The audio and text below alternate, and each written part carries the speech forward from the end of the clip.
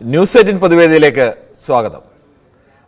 പുതിയ കേന്ദ്ര മന്ത്രിസഭ അധികാരമേറ്റു.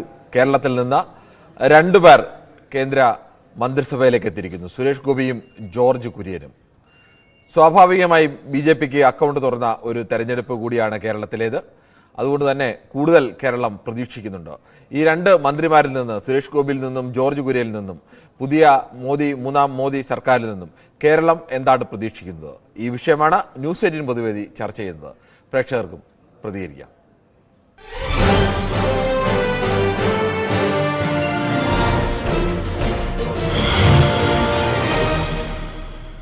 ശ്രീ ദാസനാണ് കണ്ണൂരിൽ നിന്നും ആദ്യ പ്രേക്ഷകനായി എത്തുന്നത്. ശ്രീ ദാസൻ, എന്തു തോന്നുന്നു? ഈ മന്ത്രിസഭയിൽ നിന്നും കേരളത്തിൽ നിന്ന് രണ്ട് പ്രാതിനിധ്യമൊക്കെ ഉണ്ട്.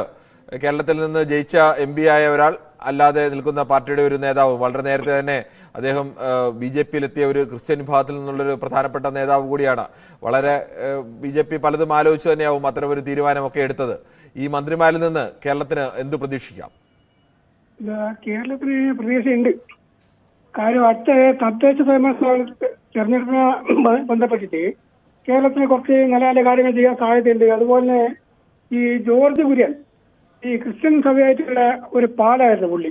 അപ്പോൾ പുള്ളിയും കൃത്യമായിട്ട് ക്രിസ്ത്യൻ സഭ ഏതാണ്ട് BJPയുടെ കൂടെയായി. വളരെ 80% ആൾക്കാരും ക്രിസ്ത്യാനികളെ. ഞാൻ നമ്മുടെ നാട്ടുമ്പുറത്ത് കേൾക്കുന്ന കാര്യം പറയും. അങ്ങനെയൊക്കെ പറയാൻ കഴിയുമോ ശ്രീദാസൻ? 80% ക്രിസ്ത്യൻ വിഭാഗങ്ങളൊക്കെ അങ്ങനെ വോട്ട് ചെയ്തിരുന്നെങ്കിൽ പലയിടത്തെയും ഫലം തന്നെ മാറി മറിഞ്ഞു പോകില്ലായിരുന്നു. അല്ല, ഇപ്പം നിങ്ങൾ നോക്കിയാൽ ഇപ്പോഴത്തെ ഫലം നിങ്ങൾ നോക്കിയാൽ ഈ മുസ്ലിം സമുദായം ഒറ്റക്കെട്ടായിട്ട് വോട്ട് ചെയ്ത് നിങ്ങൾക്ക് ആർക്കും തോന്നിയോ? ഒറ്റക്കെട്ടായി UDFന് വോട്ട് ചെയ്യില്ലേ? ആർക്കെങ്കിലും തെളിവ് കിട്ടിയോ? അതൊക്കെ രഹസ്യമായിട്ട് ഉള്ളിലെ കൂടെ ചെയ്യുന്ന പണിയാണ്. നമ്മളിങ്ങനെ പുറത്ത് കാണുന്ന കഥയല്ലല്ലോ ഇത് ഉള്ളിൽ നടക്കുന്നത്. ഇതൊക്കെ ഒരു പ്രത്യേക ഒരു സംവിധാനങ്ങളാണ്. സാധാരണക്കാരന് മനസ്സിലാവില്ല. കാര്യം ഇവര് ഒരാൾ ഒരു നിർദ്ദേശം കൊടുത്തു കഴിഞ്ഞാൽ അതിൽ പിന്നെ വേറെ ഒരു കളിയില്ല. അത് ഈ സഭകളും ഈ മുസ്ലിം സമുദായത്തിലെ ആൾക്കാരൊക്കെ ഇതേപോലെ അങ്ങനെയൊക്കെ തന്നെ എല്ലാ ഹിന്ദുക്കളുടെ വിവിധ ജാതി വിഭാഗങ്ങളൊക്കെ ഹിന്ദുക്കളെ കൊടുത്ത് അങ്ങനത്തെ ഇല്ല. ഹിന്ദുക്കൾ ആരും എന്ത് ഏഴെ പള്ളിയിൽ പോകുന്ന അമ്പലത്തിൽ പോകുന്നത്, നമുക്കൊക്കെ എന്ത് പള്ളി, എന്ത് അമ്പലം, എന്ത് വേദപാഠോ. എന്തായാലും കേരളത്തിൽ അങ്ങനെ എനിക്ക് തോന്നുന്നില്ല. ഏതെങ്കിലും ഒരു കുറെ പേരൊക്കെ അനുസരിക്കുന്നവർ കാണും. ഏത് ജാതി ഹിന്ദുക്കളുടെ ഇടയിൽ ഇങ്ങനെ മനസ്സിലാക്കണം. ഹിന്ദുക്കളെ ക്രിസ്ത്യാനി മനസ്സിലാക്കണം. ഹിന്ദുക്കളുടെ ഇടയിൽ ആ ചിന്താഗതി ഇല്ല തന്നെ. BJP RSS വേറെ, അവരെ നമ്മൾ ഹിന്ദുക്കളായിട്ട് കൂടുന്നില്ല. ശരി, ഓക്കെ, താങ്കളുടെ അഭിപ്രായം വ്യക്തമാണ്. നമുക്ക് മറ്റൊരു പ്രശ്നം കൂടിയുണ്ട്. മഞ്ചേരിയിൽ നിന്നും ശ്രീ മുഹമ്മദാണ്. ശ്രീ മുഹമ്മദ്, കേരളത്തിൽ നിന്ന് രണ്ടുപേർ കേന്ദ്ര മന്ത്രിസഭയിലേക്ക് എത്തുന്നു, ശ്രീ സുരേഷ് ഗോപിയും ജോർജ് കുര്യനും. എന്താണ് സ്വാഭാവികമായും കേരളം അവരിൽ നിന്ന് പ്രതീക്ഷിക്കുന്നത്? നമസ്കാരമുണ്ട് സാറേ. നമസ്കാരമുണ്ട്, പറഞ്ഞോളൂ. നമ്മളെ മുൻ ആള് പറഞ്ഞത് വളരെ രസകരമായ ഒരു സംഗതിയാണ്. കാരണം അതിന് കുറെ ജാതീയ സ്പർശനമൊക്കെ നടന്നു. അത് പോട്ടെ, ഞാൻ അതിന് ഉദ്ദേശിക്കണമെന്നില്ല. അദ്ദേഹത്തിന്റെ കാര്യം അങ്ങനെയാണെങ്കിൽ അദ്ദേഹം പറഞ്ഞോട്ടെ. പിന്നെ ഈ ജോർജ് കുര്യനും നമ്മളെ ബഹുമാനപ്പെട്ട സുരേഷ് ഗോപി അവർകളും ഈ കേരളത്തിന് വേണ്ടി വളരെ നല്ല കാര്യങ്ങൾ ചെയ്യും എന്നുള്ളതാണ് എന്റെ അഭിപ്രായം. മുമ്പത്തെ മാതിരി നമ്മളെ ബുദ്ധിമുട്ടിക്കൂല. നമുക്ക് തരാനുള്ള പൈസ, നമുക്ക് തരാനുള്ള റേഷനും മണ്ണെണ്ണി അരി വേറെല്ലാം തരും എന്നുള്ളൊരു പ്രതീക്ഷ ഞങ്ങൾക്ക് ഇന്നോട്ടിട്ടുണ്ട്. ഈ കേരളത്തിലെ ജനങ്ങൾക്ക് ഇതേപോലെല്ല മാറി ആവൂല ഇനിയത്തെ ഭരണം എന്നുള്ളത് മനസ്സിലാക്കുന്നുണ്ട് സാറേ. അതുകൊണ്ട് എല്ലാ കാര്യങ്ങളും കൃത്യമായി നടക്കുമെന്നുള്ളൊരു വിശ്വാസമുണ്ട്. ഇവര് രണ്ടുപേരും അവിടെ കേരളത്തിന് വേണ്ടി ശബ്ദിക്കും എന്നുള്ളത് എന്റെ ഒരു അഭിപ്രായമാണ്. ശരി, ഓക്കെ. എന്തായാലും മറ്റു പ്രശ്നം കൂടിയുണ്ട്. പാലക്കാട് നിന്നും ശ്രീ ജമാലാണ്. ശ്രീ ജമാൽ, താങ്കൾക്ക് എന്ത് തോന്നുന്നു? ഈ മൂന്നാമത് മോദി മന്ത്രിസഭ വന്നു, അതിൽ കേരളത്തിന് രണ്ട് പ്രാതിനിധ്യമുണ്ട്. ശ്രീ ജോർജ് കുര്യനും സുരേഷ് ഗോപിയും MP ആയി മത്സരിച്ച് ജയിച്ച ഒരാൾ. പ്രത്യേകിച്ച് BJPയെ സംബന്ധിച്ച് കേരളത്തിൽ ആദ്യമായി ലോക്സഭാ തെരഞ്ഞെടുപ്പിൽ അക്കൗണ്ട് തുറക്കാൻ കഴിഞ്ഞ ഒരു തെരഞ്ഞെടുപ്പ് കൂടിയാണ്. ഈ മന്ത്രിമാരിൽ നിന്ന് എന്താണ് നമുക്ക് പ്രതീക്ഷിക്കാൻ കഴിയുന്നത്? ഈ രണ്ട് മന്ത്രി ശ്രീ ജമാൽ പറയാം. പറഞ്ഞു ജമാലാണ്. രണ്ട് കേന്ദ്ര മന്ത്രിസഭയിൽ നിന്നും കേരളത്തിന് എന്താണ് കിട്ടിയത്? അങ്ങനെ കിട്ടിയതായിട്ട് വല്ലതും പറയാനുണ്ടോ? അങ്ങനെയൊന്നും പറയാനൊന്നുമില്ല. എന്താണ് നേട്ടം എന്ന് പറയാന് ഇനി ചർച്ചയ്ക്ക് വരുന്ന വല്ല BJPക്കാരുണ്ടെങ്കിൽ അവരത് പറയണം. ഒരു നേട്ടവും അതിലുണ്ടായിട്ടില്ല. ശരിക്കും പറഞ്ഞു പറഞ്ഞാൽ നന്നായി വിശകലനം ചെയ്താൽ വന്ദേ ഭാരത് പണക്കാർക്ക് സഞ്ചരിക്കാൻ പാവപ്പെട്ടവരുടെ ട്രെയിന് പിടിച്ചിട്ടിട്ട് യാത്ര ചെയ്യുന്ന ഒരു സംവിധാനം. ഇതല്ലാതെ വേറെ എന്താണ് കേരളത്തിന് കിട്ടിയത്? പിന്നെ രണ്ടാൾക്കാർ എന്ന് സാർ പറയുമ്പോൾ എനിക്കിപ്പോഴും അതിൽ ഡൗട്ടാണ്. എന്നെ ഒഴിവാക്കണമെന്ന് സുരേഷ് ഗോപി പറഞ്ഞുകൊണ്ടാണ് ഇരിക്കുന്നത്. നീ ക്യാബിനറ്റ് കൊടുത്ത് എന്തെങ്കിലും അഡ്ജസ്റ്റ്മെന്റ് ചെയ്തോ എന്നുള്ളത് എനിക്ക് ഇതുവരെ അറിയില്ല. ടിവിന്റെ മുന്നിൽ തന്നെയാണ് സുരേഷ് ഗോപി ഇപ്പോൾ അവസാനമായി അദ്ദേഹത്തിന്റെ ഔദ്യോഗികമായി വന്ന പ്രതികരണം തന്നെ കുറിച്ച് പ്രചരിക്കുന്ന അത്തരം വാർത്തകൾ തെറ്റാണ് എന്നുള്ളതാണ് അദ്ദേഹത്തിന്റെ ഔദ്യോഗിക പ്രതികരണം. അപ്പോ ഇവിടുത്തെ മാധ്യമങ്ങൾ കാണിച്ചതൊക്കെ തെറ്റാണെന്നാണ് അയാൾ പറയുന്നത്. അതെ അല്ലേ? അതെ. അപ്പൊ ഇപ്പൊ യഥാർത്ഥത്തിൽ ഒരു 100% രാഷ്ട്രീയക്കാരൻ BJP-കാരനായി.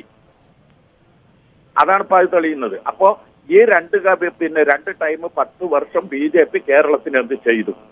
എന്താ ചെയ്തത്? തെരഞ്ഞെടുപ്പ് വരുന്ന സമയത്ത് എന്താണ് ഭാരതരിയ ഇതിലൊക്കെ കൊണ്ടുവന്ന് ഇറക്കി. അങ്ങനെ ഒരു വിഭാഗീയതയല്ലാതെ ജനങ്ങൾക്ക് ഉന്മോന്മുഖമായ ഒരു പരിപാടിയും ചെയ്തിട്ടില്ല. അഞ്ചാലുമൂട്ടിൽ നിന്നും ശ്രീ രവിചന്ദ്രൻ കൂടി ചേർത്തിട്ടാ. ശ്രീ രവിചന്ദ്രൻ, താങ്കൾക്ക് എന്ത് തോന്നുന്നു?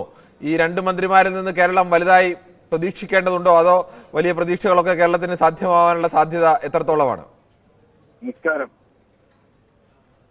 നമസ്കാരമുണ്ട്, പറഞ്ഞോളൂ. ഈ 2 മന്ത്രിമാര് വന്നതായാലും ഈ കേരളത്തിൽ നിന്ന് ഇപ്പൊ 2 കേന്ദ്രമന്ത്രിമാര് ഇത് ക്യാബിനറ്റ് ചാർജ് പിന്നെ സഹമന്ത്രിമാർ ഇതില് 4 മന്ത്രിയല്ല 10 മന്ത്രിമാര് വന്നാലും കേരളത്തിനൊന്നും സംഭവിക്കത്തില്ല. കാരണം പറഞ്ഞാൽ കഴിഞ്ഞ 2 മന്ത്രിമാര് വന്നതിന്റെ കണക്കൊക്കെ ഉള്ളു. പിന്നെ സുരേഷ് ഗോപിയെ സംബന്ധിച്ച് സുരേഷ് ഗോപിക്ക് വ്യക്തിപരമായിട്ട് സുരേഷ് ഗോപി ഈ അധികാര മോഹമുള്ള ആളല്ല. പുള്ളി അത് നിസ്സാര കാര്യം മതി, പുള്ളി അത് കളഞ്ഞിട്ട് പോകുന്ന ആളാണ്. അതിന്റെ ഒരു ഉദാഹരണമാണ് പുള്ളി ഇപ്പം. അങ്ങനെ എന്തെങ്കിലും മുമ്പ് ഉണ്ടായിട്ടുണ്ടോ? സുരേഷ് ഗോപി എനിക്ക് വ്യക്തിപരമായിട്ട് നല്ലോണം അറിയാം. എന്റെ വീട്ടിന്റെ അടുത്തുള്ള ഒരു വായനശാല ഉദ്ഘാടനം ചെയ്ത സുരേഷ് ഗോപി ആയിരുന്നു. എന്റെ വീടുമായിട്ട് അതല്ല, ഇങ്ങനെ ഏതെങ്കിലും കാര്യത്തിൽ അധികാരം കിട്ടിയിട്ട് അധികാരം വേണ്ട എന്ന് പറഞ്ഞ് പോയ ഒരു പുള്ളി അധികാരം നിസ്സാരമായിട്ട് കളയുന്ന ആളാ. കാരണം പുള്ളി ഞാൻ ചോദിച്ചത്, അങ്ങനെ മുമ്പ് അധികാരം കളഞ്ഞ ഏതെങ്കിലും നമ്മുടെ ഓർമ്മയിൽ പെട്ടെന്ന് കിട്ടിയില്ല. അതുകൊണ്ട് പുള്ളി അധികാരത്തിന് ഇപ്പോഴല്ലേ വന്നത്. പുള്ളി പണ്ട് കോൺഗ്രസിന്റെ പുറകെ നടന്നത്. കോൺഗ്രസിന്റെ പാർലമെന്റ് സീറ്റ് കൊല്ലത്ത് മത്സരിക്കാൻ വേണ്ടി കർണകാരൻ അന്ന് ലീഡർ ഇവിടെ കേരളത്തിലുള്ള സമയത്ത് അന്ന് കോൺഗ്രസിന് സീറ്റ് കിട്ടാത്തതുകൊണ്ടാണ് പുള്ളി പിന്നെ BJP-യിലോട്ട് അടിച്ചത്. അധികാരത്തിന് താല്പര്യമില്ല എന്ന് പറയുന്നതിനകത്ത് അർത്ഥമുണ്ടോ? അധികാരത്തിന് താല്പര്യമുള്ള ആളൊന്നുമല്ല. പുള്ളിക്ക് അതിനെക്കാട്ടി വലിയ ഫേമസ്, പുള്ളി ഒരു നല്ല അറിയപ്പെടുന്ന ഒരു സിനിമ ആണല്ലേ. പുള്ളിയുടെ ഒരു കാര്യം എന്ന് പറഞ്ഞാൽ പുള്ളി കുറെ മനുഷ്യത്വമൊക്കെ കാര്യങ്ങള് ഈ നന്മയുള്ള ആളാ. ഈ നന്മ കാരണം പറഞ്ഞാൽ പുള്ളി വിചാരിക്കുന്ന കാര്യം നടന്നില്ലെങ്കിൽ പുള്ളി ചിലപ്പോൾ അതിൽ ആന്റണിയെ ചിലപ്പോ ഇട്ടത്ത് കളഞ്ഞിട്ട് പോകുന്ന ഒരാളാണ്. എന്റെ ഒരു കാഴ്ചപ്പാട് കൊണ്ട് പറയുകയാണ്. ശരി, ഓക്കെ, താങ്കളുടെ അഭിപ്രായം വ്യക്തമാണ്. നമുക്ക് സൂഫിയാണ് വെള്ളമുണ്ടയിൽ നിന്ന് ചേരുന്നത്. ശ്രീ സൂഫി, താങ്കൾക്ക് പറയാം. എന്റെ അഭിപ്രായത്തിൽ മുൻപും കേന്ദ്രമന്ത്രിമാർ 2 ആളുണ്ടായിട്ട് വി മുരളീധരൻ എന്ത് ചെയ്ത കേന്ദ്രത്തില് വിദേശകാര്യ മന്ത്രിയാന്ന് പറയും. കേരളത്തിൽ വന്നിട്ട് ഇടതുപക്ഷ ജനാധിപത്യ മുന്നണിയെ എപ്പോഴും കുറ്റപ്പെടുത്തുക. കേന്ദ്ര മുഖ്യമന്ത്രിയെയും മന്ത്രിസഭയും ഒരു കാര്യവും അദ്ദേഹത്തെ കൊണ്ട് ഇവിടെ കഴിഞ്ഞിട്ടില്ല. കാരണം പിന്നെ മറ്റേ ചന്ദ്രശേഖര അദ്ദേഹം കൂടുതലൊന്നും ചെയ്തിട്ടില്ല. പിന്നെ ഇപ്പോഴത്തെ മന്ത്രി സുരേഷ് ഗോപിയെ സംബന്ധിച്ചിട്ട് അയാൾ വ്യക്തിപരമായി നല്ലൊരു വ്യക്തി തന്നെയാണ്. പിന്നെ അതേപോലെ തന്നെ അദ്ദേഹത്തിന് കേരളത്തിൽ എന്തെങ്കിലും ചെയ്യണം എന്നൊരു ഉദ്ദേശമുണ്ട്. കാരണം അദ്ദേഹം പറഞ്ഞത് എനിക്ക് കിട്ടിയത് ജനങ്ങളുടെ വോട്ടാ, BJP-യുടെ സ്വന്തം വോട്ടല്ല. അതുകൊണ്ട് അദ്ദേഹം ചെയ്യുന്നു. പിന്നെ ഇപ്പോഴുള്ള വേറെ പുതിയ മന്ത്രി വേറെ ജോർജ് കുര്യൻ, അദ്ദേഹത്തിന് ഇപ്പൊ MP സ്ഥാനം കിട്ടിയിട്ടില്ല, MP ആയിട്ടില്ല. എന്റെ അഭിപ്രായത്തില് KC വേണുഗോപാല് പിന്നെ രാജസ്ഥാനിലൊരു MP സ്ഥാനം രാജിവെച്ച് ആ സ്ഥാനം ഇപ്പൊ ഇയാൾക്ക് കൊടുക്കാൻ സാധ്യതയുണ്ട്. അതുകൊണ്ട് KC വേണുഗോപാലിന്റെ അത് കുറച്ച് ടൈം കുറവാണത്. 1 വർഷത്തേക്ക് 1.5 വർഷം കൊണ്ടേ ഉള്ളൂ. കഷ്ടിച്ച് എന്നാൽ 2 വർഷത്തിൽ താഴെ മാത്രമേ ഉള്ളൂ.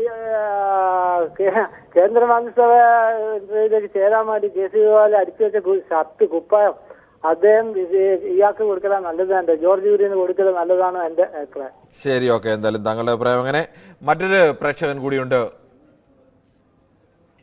ജയകുമാറാണ് തിരുവനന്തപുരത്ത് നിന്നും. ശ്രീ ജയകുമാർ, താങ്കൾക്ക് എന്ത് തോന്നുന്നു? ഈ മോദി മന്ത്രിസഭയിൽ നിന്ന് കേരളത്തിൽ ഇപ്പോൾ 2 മന്ത്രിമാർ, 2 സഹമന്ത്രിമാർ, അവരിൽ നിന്ന് കൂടുതൽ എന്ത് പ്രതീക്ഷിക്കാം? നമസ്കാരം സാറേ. നമസ്കാരം. സാറേ, സുരേഷ് ഗോപിയുടെ വ്യക്തിപരമായിട്ടുള്ളത് ഈ കമ്പനി വേറെ ഒന്നും പ്രതീക്ഷിക്കാതെ തോന്നണ്ട. ഈ കേരളത്തിൽ കിറ്റ് കൊടുത്ത് അധികാരം കിട്ടിയതുപോലെ അവിടെ വന്ദേ ഭാരത് അരി കൊടുത്ത് ഒരു സീറ്റ് കിട്ടി. പിന്നെ പറയാനുള്ളതെന്ന് വെച്ചാല് ഇദ്ദേഹം തന്നെ വേണ്ടാന്നും പറഞ്ഞിപ്പോ ചാനലുകളിൽ കാണിക്കുന്ന പല ചാനലിൽ പലവിധം കാണിക്കുന്നുണ്ട്. രാജി വച്ചു എന്ന് കാണിക്കുന്നുണ്ട്, രാജി വാർത്ത തെറ്റാണെന്ന് അദ്ദേഹം അങ്ങനെ രാജിവെച്ചായ ഒരു ചാനലും കാണിച്ചിട്ടില്ല. അദ്ദേഹത്തിന്റെ ചില വിയോജിപ്പുകൾ പ്രകടിപ്പിച്ചിരുന്ന ചാനലുകൾ വന്നിരുന്നു. അതിനെ തുടർന്ന് അദ്ദേഹം തന്നെ അദ്ദേഹത്തിന്റെ നിലപാട് വ്യക്തമാക്കി വരുന്ന സോറി രാജി വെക്കാൻ പോകുന്നു, ആ വാർത്ത തെറ്റാണ് എന്ന് രാജി വെക്കാൻ പോകുന്നു എന്ന് പറയുന്ന വാർത്ത തെറ്റാണെന്ന് വരുന്നുണ്ട്. ശരി, പറഞ്ഞോളൂ. നേരത്തെ താങ്കൾ പറഞ്ഞതിനകത്ത് ഒരു ചെറിയ വിയോജിപ്പുണ്ട്. കേരളത്തിലെ ആളുകൾ കിറ്റ് കൊടുക്കുകയും അല്ലെങ്കിൽ ഭാരതരി മേടിക്കുകയും ചെയ്തുകൊണ്ട് മാത്രം ആർക്കും ഏതെങ്കിലും ഒരു പാർട്ടിയൊന്നും വോട്ട് ചെയ്ത് ജയിപ്പിക്കുന്നത്, അതൊക്കെ ചിലപ്പോൾ സ്വാധീനിച്ചേക്കാം ചെറിയ തോതിലൊക്കെ. പക്ഷെ അതുകൊണ്ട് മാത്രം വോട്ട് ചെയ്ത് ജയിപ്പിക്കുന്ന ജനതയൊന്നും അല്ല കേരളം. അവർ ഒരുപാട് കാര്യങ്ങൾ പലത് ചിന്തിക്കും. പോട്ടെ സാർ, അത് തെറ്റായിരിക്കും, എന്റെ ധാരണ തെറ്റായിരിക്കും. എനിക്ക് തോന്നിയത് മറ്റേ കിറ്റ് കൊടുത്ത് കുറെ സീറ്റ് കിട്ടിയല്ലോ, അങ്ങനെ തോന്നിയതാണ്.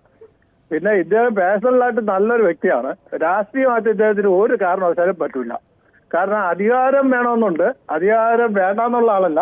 പക്ഷെ രാഷ്ട്രീയം അദ്ദേഹത്തിന് അത്ര പറ്റിയ പണിയല്ല. ബി ജെ പിയിൽ ഇതുവരെയുള്ള നേതാക്കളിൽ ഏറ്റവും കൃത്യമായി രാഷ്ട്രീയം പ്രയോഗിച്ച് വിജയിക്കാൻ കഴിയുക എന്നുള്ളത്, ഒരു ലോക്സഭാ മണ്ഡലത്തിൽ വിജയിക്കാൻ കഴിയുക എന്നുള്ള ചെറിയ കളിയല്ല.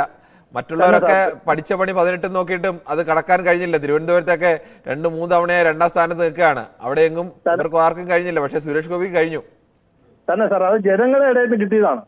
ജനങ്ങൾക്ക് വേണ്ടി എന്തെങ്കിലും സർക്കാരിൽ നിന്ന് വാങ്ങി കൊടുക്കാനായിട്ട് പുള്ളിക്ക് പറ്റുമെന്ന് എനിക്ക് തോന്നുന്നു. രാഷ്ട്രീയക്കാരനല്ല, തന്ത്രജ്ഞത ഇല്ല എന്ന് പറയുന്നതിൽ അർത്ഥമുണ്ടോ? ഇല്ല.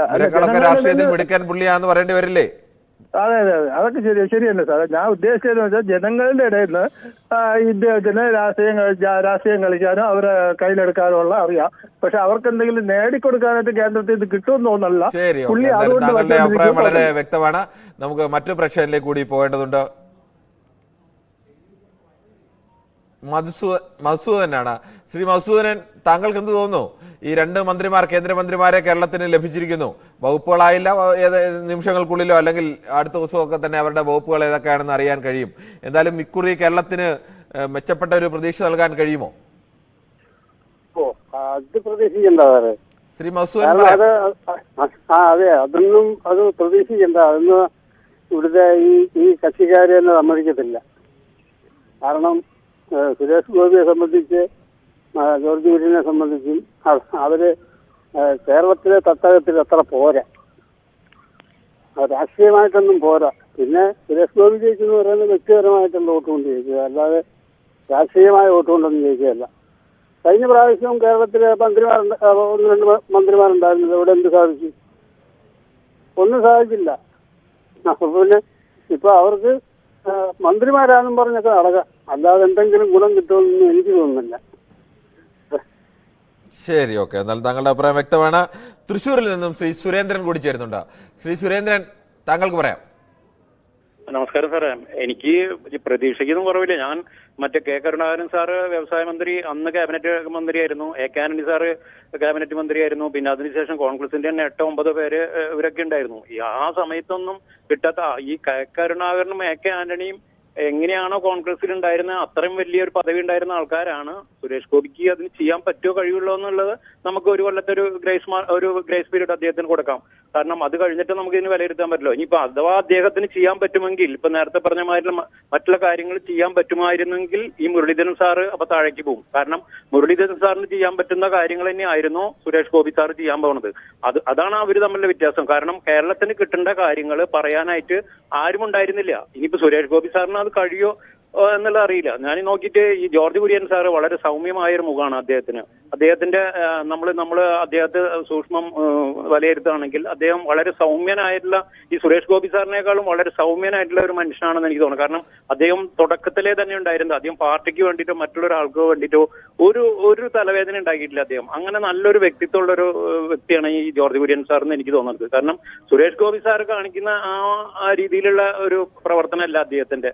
എന്നാൽ അദ്ദേഹം ജനങ്ങളുടെ ഇടയിലുണ്ട്. അതുകൊണ്ടാണ് പാർട്ടി അദ്ദേഹത്തിന് നല്ലൊരു സ്ഥാനം കൊടുത്തത്. അതെ, ഇപ്പോഴൊക്കെ പലരും ബി.ജെ.പിയിലേക്ക് അധികാരം കിട്ടിയതിനു ശേഷം അല്ലെങ്കിൽ അധികാരത്തിൽ വരും എന്നുള്ള പ്രതീക്ഷ വന്നതിന് ശേഷം ബി.ജെ.പിയിലേക്ക് വന്നവരാണ് പലരും.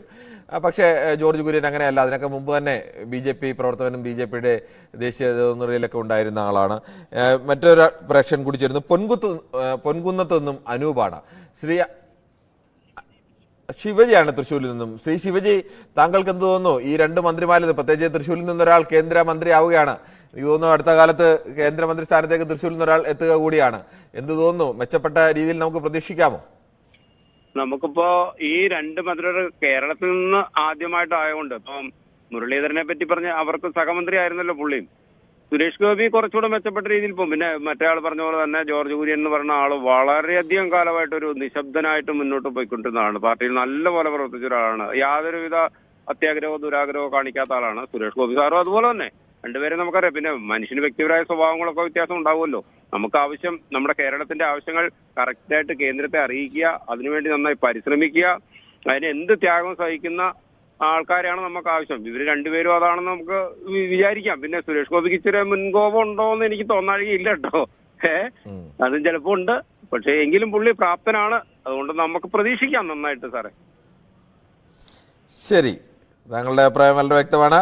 രാജേന്ദ്രനാണ് കടുത്തുരുത്തിയിൽ നിന്നും. ശ്രീ രാജേന്ദ്രൻ, താങ്കൾക്ക് എന്ത് തോന്നുന്നു? കേരളത്തിന് ലോക്സഭാ മത്സരങ്ങളിൽ ആദ്യമായിട്ടാണ് BJPക്ക് ഒരു അക്കൗണ്ട് തുറക്കുന്നു. അങ്ങനെ ജയിച്ച സുരേഷ് ഗോപി തന്നെ കേന്ദ്ര മന്ത്രിസഭയിലേക്ക് എത്തുന്നു. അതോടൊപ്പം തന്നെ ജോർജ് കുര്യനും വളരെ ദീർഘകാലമായി BJP പ്രവർത്തകനായിരുന്ന അല്ലെങ്കിൽ BJP നേതൃനിരയിലുണ്ടായിരുന്ന ശ്രീ ജോർജ് കുര്യനും കേന്ദ്ര മന്ത്രിസഭയിലെത്തുന്നു. കേരളത്തിന് എന്ത് പ്രതീക്ഷിക്കാം? പൊതുവെ കേരളത്തിൽ നിന്നിപ്പോ രണ്ട് പേരാണ് മന്ത്രിമാരായിട്ട്. ശ്രീ രാജേന്ദ്രൻ പറഞ്ഞോളൂ. കേൾക്കാമോ? കേൾക്കാം, പറഞ്ഞോളൂ. കേരളത്തിൽ നിന്നിപ്പോ രണ്ട് മന്ത്രിമാരാണ് സത്യപ്രതിജ്ഞ ചെയ്തിരിക്കുന്നത്. അവര് നല്ല രീതിയിൽ പ്രവർത്തിക്കുമെന്നാണ് പൊതുവെ കേരള ജനത പ്രതീക്ഷിക്കുന്നത്. കാരണം സുരേഷ് ഗോപി 2 പ്രാവശ്യം അവിടെ തോറ്റിരുന്നുവെങ്കിലും 3ാമത്തെ പ്രാവശ്യം ജനങ്ങള് വളരെ വലിയ ഒരു പിന്തുണയിലാണ് ജയിപ്പിച്ചു വിട്ടിരിക്കുന്നത്. അപ്പൊ നല്ല കാര്യങ്ങൾ ചെയ്യുമെന്നുള്ള പ്രതീക്ഷ പൊതുവെ ഉണ്ട്. മാത്രമല്ല അദ്ദേഹം സിനിമാ ഫീൽഡിലാണ് എന്ന് പറഞ്ഞ് കളിയാക്കുന്ന ഒരു രീതിയൊക്കെ പൊതുവെ ഉണ്ടായിരുന്നു. പക്ഷെ അതൊന്നും അദ്ദേഹത്തിന്റെ ആ ജനത്തിന് വേണ്ടിയുള്ള ജനങ്ങൾക്ക് വേണ്ടിയുള്ള സേവന മനോഭാവത്തിൽ ഒരു മാറ്റം വരുന്നു എനിക്ക് തോന്നുന്നില്ല. വളരെ നല്ല രീതിയിൽ അദ്ദേഹം പ്രവർത്തിക്കുമെന്നാണ്. അതുപോലെ തന്നെ ജോർജ് കുര്യനാണെങ്കിലും അദ്ദേഹം വളരെ വർഷങ്ങൾക്ക് മുമ്പ് തന്നെ 1984 മുതൽ കേരളത്തില് ഒരു പാർട്ടി പ്രവർത്തകനായിട്ട് പ്രവർത്തിക്കുന്ന ആളാണ്. അപ്പൊ അദ്ദേഹവും കാര്യമായിട്ട് തന്നെ കേരളത്തിന് വേണ്ടിയിട്ടുള്ള കാര്യങ്ങൾ ചെയ്യുമെന്നുള്ള പ്രതീക്ഷയാണുള്ളത്.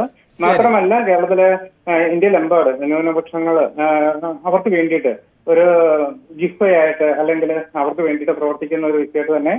ശരി, താങ്കളുടെ അഭിപ്രായം വ്യക്തമാണ്. വടകരയിൽ നിന്നും ശ്രീ പ്രശാന്ത് കൂടി ചേരുന്നുണ്ട്. ശ്രീ പ്രശാന്ത്, താങ്കൾക്ക് എന്ത് തോന്നുന്നു? കേരളത്തിൽ നിന്നുള്ള 2 മന്ത്രിമാർ ആരൊക്കെയാണെന്ന് വ്യക്തമായി കഴിഞ്ഞു. വകുപ്പുകളിലാണ് ഇനി അറിയാനുള്ളത്. ഇവരിൽ നിന്ന് നമുക്ക് മെച്ചപ്പെട്ടത് പ്രതീക്ഷിക്കാമല്ലോ. തീർച്ചയായും പ്രതീക്ഷിക്കാൻ പറ്റുന്ന 2 ആൾക്കാരാണ്. പ്രത്യേകിച്ചും സുരേഷ് ഗോപി മന്ത്രിയാകുന്ന മുന്നേ കഴിയുന്ന ഒക്കെ ചെയ്യാൻ പറ്റുന്ന കാര്യങ്ങളൊക്കെ ചെയ്യുന്നുണ്ട്. അതിന്റെ ഒരു പ്ലസ് പോയിന്റ് ആണ്. മന്ത്രിയായതിനു ശേഷം ഒക്കെ ചെയ്യാൻ പറ്റുന്ന എല്ലാ കാര്യങ്ങളും പ്രതീക്ഷിക്കുന്നുണ്ട്. അതായത് ജോർജ് കുര്യനും നല്ല കാര്യങ്ങൾ ചെയ്യാണ് പ്രതീക്ഷിക്കുന്നത്. കണ്ണൂരിൽ നിന്നും ശ്രീ ജയകൃഷ്ണൻ കൂടി ചേരുന്നുണ്ട്. ശ്രീ ജയകൃഷ്ണൻ, കേരളത്തിന് ഇപ്പോൾ ഒരു പ്രത്യേകതയുള്ളത്, കേന്ദ്ര മന്ത്രിസഭയിൽ കേന്ദ്രം ഭരിക്കുന്ന NDAയിൽ BJPയുടെ പ്രതിനിധി കേരളത്തിൽ നിന്നുണ്ട്. അങ്ങനെ അക്കൗണ്ട് ആദ്യമായി തുറന്നതാണ്. സുരേഷ് ഗോപി മന്ത്രിസഭയിലേക്ക് എത്തുന്നു, ജോർജ് കുര്യൻ കൂടി മന്ത്രിസഭയിലേക്ക് എത്തുന്നു. കേരളത്തിന് ഒരു മെച്ചപ്പെട്ട ഭാവി കേന്ദ്രത്തിൽ നിന്ന് അല്ലെങ്കിൽ സഹായങ്ങൾ അല്ലെങ്കിൽ കൂടുതൽ പദ്ധതികൾ ഇതൊക്കെ പ്രതീക്ഷിക്കാമോ? പ്രതീക്ഷിക്കാം, 100% പ്രതീക്ഷിക്കാം. കാരണം 8 മന്ത്രിമാര് കേരളത്തിൽ നിന്ന് മുമ്പുണ്ടായിരുന്നു, ആന്റണി അടക്കം. അപ്പൊ കേരളത്തിനൊന്നും ചെയ്യാൻ പറ്റിയിട്ടില്ല.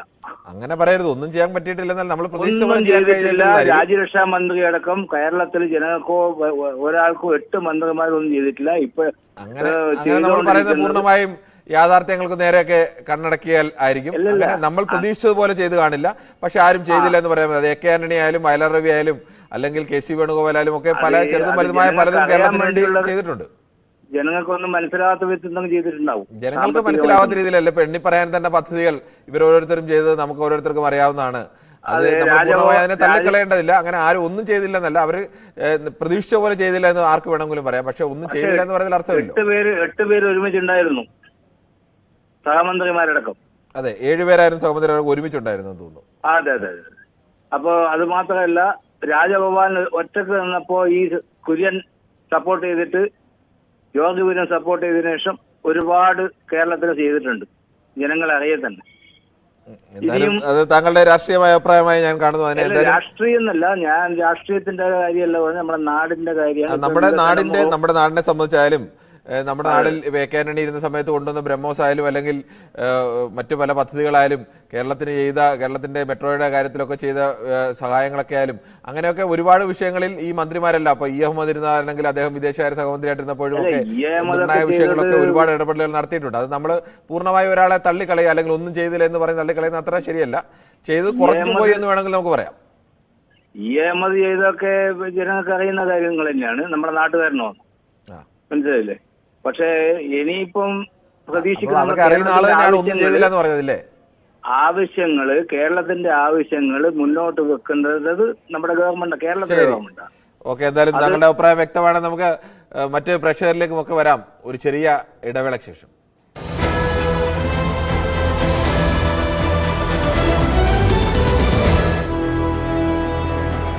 ത്തിൽ നിന്ന് പിന്നോട്ട് പോയിട്ടുണ്ട് എന്നാണോ ഇപ്പോൾ മനസ്സിലാക്കുന്നത്?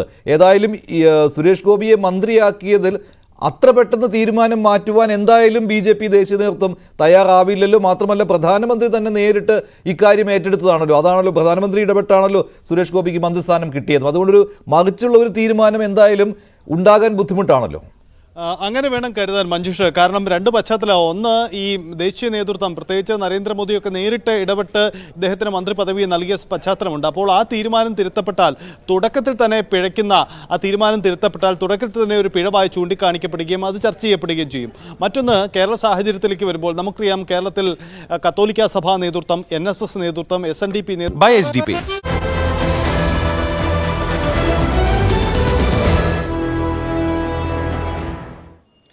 ന്യൂസ് 18 പൊതുവേദി തുടരുകയാണ്.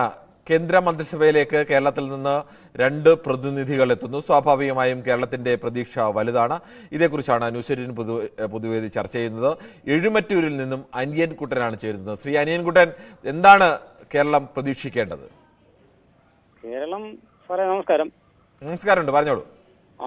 കേരളം എനിക്ക് തോന്നുന്ന വി മുരളീധരനെക്കാളും ഭേദമാണെന്ന് തോന്നുന്നു. അതൊരു മന്ത്രി എന്നുള്ള പറയും. കേരളത്തിന് എന്തോ ഉണ്ടായി? ഒരു നേട്ടം ഉണ്ടായിട്ടില്ല. എത്രയോ കുട്ടികൾ നമ്മുടെ വെളിരാജ്യത്ത് പോയൊക്കെ അദ്ദേഹം ചെയ്തില്ല എന്ന് പറയാൻ നോക്കിയല്ല, ചെയ്തു. അദ്ദേഹത്തിന്റെ കഴിവനുസരിച്ച് ചെയ്തു. പക്ഷെ അതിൽ ഭേദം തോന്നുന്നു. ഏത് മന്ത്രിയെ കുറിച്ച് പറയുമ്പോഴും നമ്മൾ ഒന്നും ചെയ്തില്ല എന്നല്ല, നമ്മൾ ചിലപ്പോൾ പ്രതീക്ഷ പോലെ മെച്ചപ്പെട്ട പെർഫോമൻസ് വന്നു കാണില്ല. ചിലപ്പോൾ അവർക്ക് അതിൽ കൂടുതൽ ചെയ്യാൻ കഴിയുമായിരിക്കും. ആ തരത്തിൽ വിമർശനം ഉന്നയിക്കുന്നതിന് തെറ്റില്ല. അതെ അതെ അതെ, അത് കുഴപ്പമില്ല. എന്നാലും സുരേഷും സാറും ജോർജ് കുര്യൻ സാറും ഒക്കെ നല്ല കാര്യമായിട്ട് നമ്മുടെ സംസ്ഥാനത്തിന് വേണ്ടിയൊക്കെ ചെയ്യും. ശരി, ഓക്കെ. എന്തായാലും താങ്കളുടെ പ്രതീക്ഷ. നമുക്ക് പന്തളത്ത് നിന്നും ശ്രീ ഭാർഗവൻ കൂടി ചേരുന്നുണ്ടോ? ശ്രീ ഭാർഗവൻ, താങ്കൾക്ക് എന്ത് തോന്നുന്നു? കേരളം വലുതായി പ്രതീക്ഷിക്കേണ്ടതുണ്ടോ? ദീപു ആണ് തിരുവനന്തപുരത്ത് നിന്നും. ശ്രീ ദീപു, കേരളത്തിലെ 2 പേരാണ് കേന്ദ്ര മന്ത്രിസഭയിലേക്ക് എത്തുന്നത്. ഇവരിൽ നിന്ന് കേരളത്തിന് മെച്ചപ്പെട്ടത് പ്രതീക്ഷിക്കാമോ? ഈ തെരഞ്ഞെടുപ്പ് കഴിഞ്ഞിട്ട് ഒരുപാട് ട്രൈ ചെയ്യുന്നു, ഇന്നാണ് കിട്ടിയത്. എന്തെങ്കിലും ഈ വിഷയത്തെ കുറിച്ച് സംസാരിക്കുമ്പോൾ ഇപ്പൊ 2 മന്ത്രിമാരെ അവരെ ഏർപ്പാടാക്കിയിട്ടുണ്ട്. കേരളത്തിൽ നിന്നുള്ള ആൾക്കാരാണ്, കേരളീയരാണ്. അപ്പൊ അവരെ നമ്മൾ ഇപ്പോഴേ അങ്ങ് വിമർശിച്ച് ഇല്ലാതാക്കേണ്ട കാര്യമില്ല. അവരെന്ത് പ്രവർത്തിക്കുന്നു മാത്രം വിമർശിക്കുക എന്നുള്ളതാണ് അവരുടെ രാഷ്ട്രീയത്തെ വലിയ രീതിയിൽ അവമതിപ്പുണ്ടാക്കുന്ന രാഷ്ട്രീയമാണ് അവർ മുന്നോട്ട് വയ്ക്കുന്നതെങ്കിലും അവരെന്താണ് ചെയ്യുന്നതെന്ന് കാണാം. കാരണം നമ്മുടെ മുന്നിൽ 2 മന്ത്രിമാരെ നമുക്കറിയാം. ഒന്ന് നിതിൻ ഗഡ്കരിയാണ്. അദ്ദേഹം എങ്ങനെയാണ് കേരളത്തോട് കാണിച്ചിട്ടുള്ളത് നമുക്ക് അറിയാം. നല്ല രീതിയിലാണ് കാണിച്ചിട്ടുള്ളത്. അതുപോലെ ഡൽഹിയിൽ നിന്നിട്ടുള്ള MP, അദ്ദേഹത്തിന്റെ പേര് മറന്നുപോയി, ആരോഗ്യമന്ത്രിയായിരുന്നു, കേന്ദ്ര ആരോഗ്യമന്ത്രിയായിരുന്നു.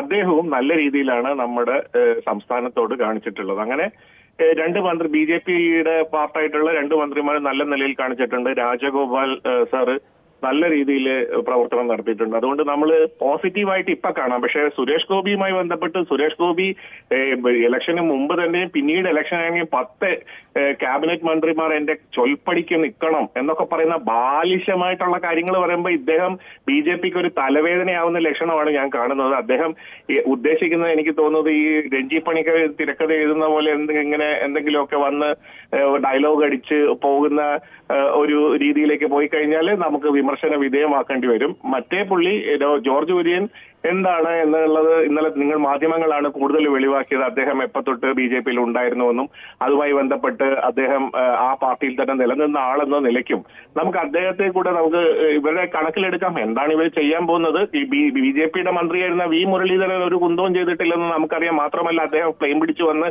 ഇറങ്ങി എയർപോർട്ടിലും വീട്ടിൽ കയറുമ്പോഴും വീട്ടിൽ നിന്ന് ഇറങ്ങുമ്പോഴും വീണ്ടും എയർപോർട്ടിലോട്ട് കയറുമ്പോഴും കേരളത്തെ മുഖ്യമന്ത്രിയും കേരളത്തെ കുറിച്ച് താങ്കളുടെ അഭിപ്രായം വ്യക്തമാണ്. എന്തായാലും അവർക്ക് കൂടുതൽ സമയം നൽകേണ്ടത്. അതുകൊണ്ട് തന്നെയാണ് അവരിൽ നിന്ന് എന്താണ് കേരളത്തിലെ ജനങ്ങൾ പ്രതീക്ഷിക്കുന്നത് എന്നുള്ള ചോദ്യം നമ്മൾ ഉന്നയിച്ചതും. മറ്റൊരു പ്രശ്നം കൂടിയുണ്ട്. സെയ്ദാണ് പത്തനംതിട്ടയിൽ നിന്നും. ശ്രീ സെയ്ദ് ചുരുക്കി പറയണമെന്ന് അഭ്യർത്ഥിക്കുന്നു. സമയം തീരാറായി, അതുകൊണ്ടാണ്. ശ്രീ സെയ്ദ് പറയാം. നമസ്കാരം സാറേ.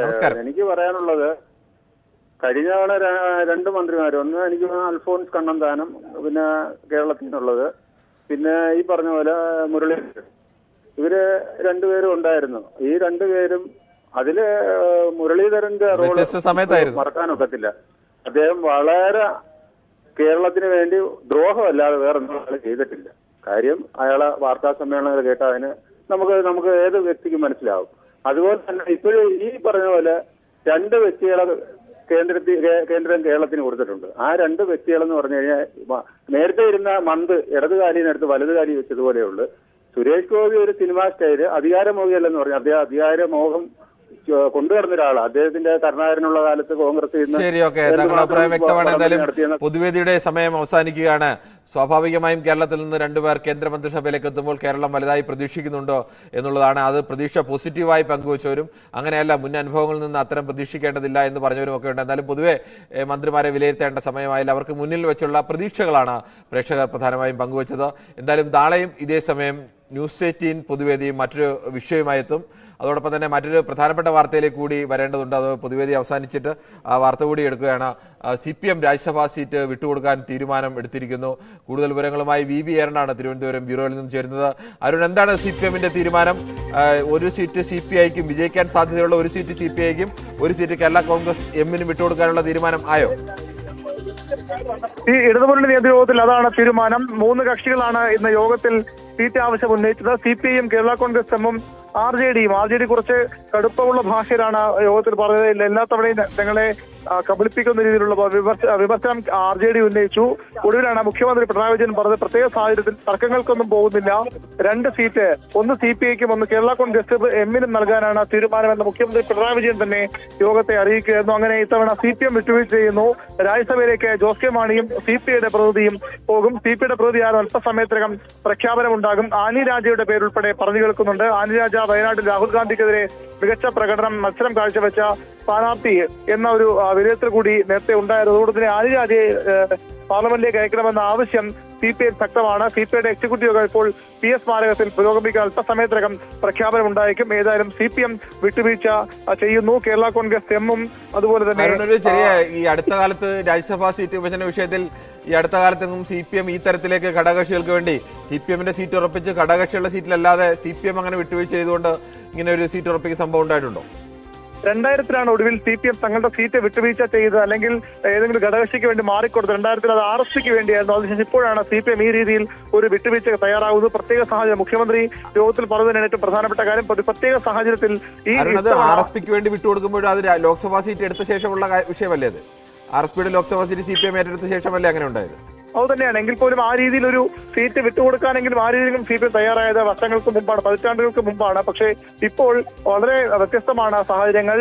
CPM-ന് ഇത്തവണ ഒരു സീറ്റ് മാത്രമാണ് കേരളത്തിൽ ലോക്സഭയിലേക്ക് വിജയിക്കാനായത്. ഘടകകക്ഷിയായ കേരള കോൺഗ്രസ് M മത്സരിച്ച ഏക സീറ്റിൽ അവർ പരാജയപ്പെടുകയും ചെയ്തു. എന്നിട്ടും CPM-ന് ഇത്തവണ ആ സീറ്റ് അവർക്ക് വിട്ടുകൊടുക്കേണ്ടി വന്നത് തീർച്ചയായിട്ടും രാഷ്ട്രീയ സാഹചര്യങ്ങൾ പരിഗണിച്ചു തന്നെയാണ്. കേരള കോൺഗ്രസ് M UDF-ലേക്ക് കേരള കോൺഗ്രസ് M-നെ അവരുടെ KPCC-യുടെ അധ്യക്ഷതയെ സ്വാഗതം ചെയ്യുന്നു. BJP അവർക്ക് ഓഫറുകൾ വയ്ക്കുന്നു. കേരള കോൺഗ്രസ് M കോട്ടയത്ത് സിറ്റിംഗ് സീറ്റിൽ പരാജയപ്പെട്ടത് വലിയ തിരിച്ചടിയായി പാർട്ടിക്കുള്ളിൽ തന്നെ ഉയരുന്നു. അവിടെ ഇടതുമുന്നണി വിട്ടുപോകണമെന്ന ആവശ്യം ആ പാർട്ടിയിൽ രഹസ്യമായും പരസ്യമായും ഒക്കെ ഉയർന്നു വരുന്നു. ആ സാഹചര്യത്തിൽ കേരള കോൺഗ്രസിനെ പിണക്കുന്ന ഉചിതമല്ലാത്ത തീരുമാനത്തിലേക്ക് നേതൃത്വം എത്തുകയായിരുന്നു. ശരി, VV അരുണാണ് വാർത്തയുടെ വിശദാംശങ്ങൾ നൽകിയത്. വിജയിക്കുന്ന 2 രാജ്യസഭാ സീറ്റുകൾ ഇടതുമുന്നണിയിൽ നിന്നും ഒന്ന് CPI-യും ഒന്ന് കേരള കോൺഗ്രസ് M-ഉം മത്സരിക്കും. CPM-ന്റെ സീറ്റ് CPM വിട്ടുകൊടുക്കാനുള്ള തീരുമാനമുണ്ടായിരിക്കുന്നു. കേരള കോൺഗ്രസ് M-ൽ നിന്ന് ജോസ് കെ മാണിയും CPI-യിൽ നിന്ന് ആരാണെന്നുള്ളത് അല്പസമയത്തിനുള്ളിൽ തന്നെ പാർട്ടി തീരുമാനം പുറത്തുവരും. VV അരുണാണ് വാർത്തയുടെ വിവരങ്ങൾ റിപ്പോർട്ട് ചെയ്തത്. ഈ ബുള്ളറ്റിൻ പൂർണ്ണമാകുന്നു. നമസ്കാരം.